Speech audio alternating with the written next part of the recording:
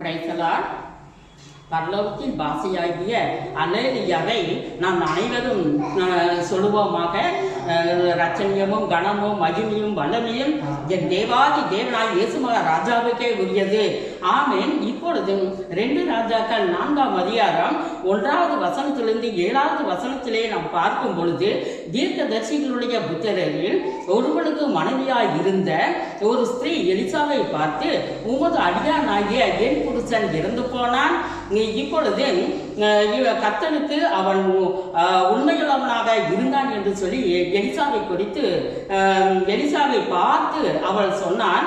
அப்பொழுது என் புருஷன் உயிரோடு இருக்கிற நாளெல்லாம் நிறைய கடன்கள் எங்களுக்கு இருந்தது, இந்த கடன்களை எல்லாம் கட்ட வேண்டும் என்று சொல்லி எனது 2 மகன்களையும் அவர்களுக்கு அடிமையாக்கிக் கொள்ள வேண்டும் என்று சொல்லி அவன் அவர்களை பிடித்து போக வந்தான் என்று சொல்ல பொழுது, எலிசா அந்த ஸ்திரீயை பார்த்து, நான் உனக்கு என்ன செய்ய வேண்டும், வீட்டில் உன்னிடத்தில் என்ன இருக்கிறது சொல் என்று சொல்லி கேட்கும் பொழுது, அதற்கு அந்த ஸ்திரீ, வீட்டில் ஒரு குடம் எண்ணெய் அல்லாமல் உமது அடியாளின் வீட்டில் வேறு ஒன்றும் இல்லை என்று சொன்ன பொழுது, அதற்கு எலிசா, நீ போய் அயல் வீட்டுக்காரரிடத்தில் வெறும் பாத்திரங்களை கொண்டு வா என்று சொல்லும் பொழுது, அப்படியே எலியா சொன்னபடியே அவள் அயல் வீட்டுக்காரரிடத்தில் வெறும் பாத்திரங்களை வாங்கி கொண்டு வந்தாள்.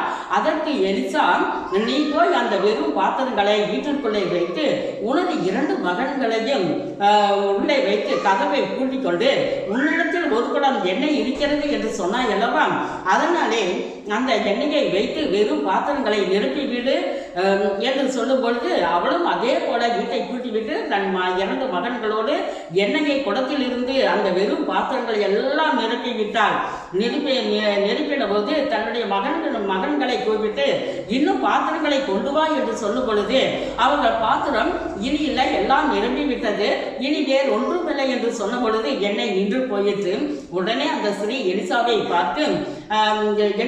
பார்த்து இனி வேறு பாத்திரம் இல்லை, நீ எண்ணெய் நின்று போயிற்று என்று சொன்ன பொழுது, நீ என்ன செய்ய, உன்னுடைய புருஷன் வாங்கின கடன்களை எல்லாவற்றையும் இந்த எண்ணெயை விட்டு கடனை அடைத்துக்கொள், பிறகு நீயும் உன் பிள்ளைகளும் ஜீவனம் பண்ணுங்கள் என்று சொன்னான்.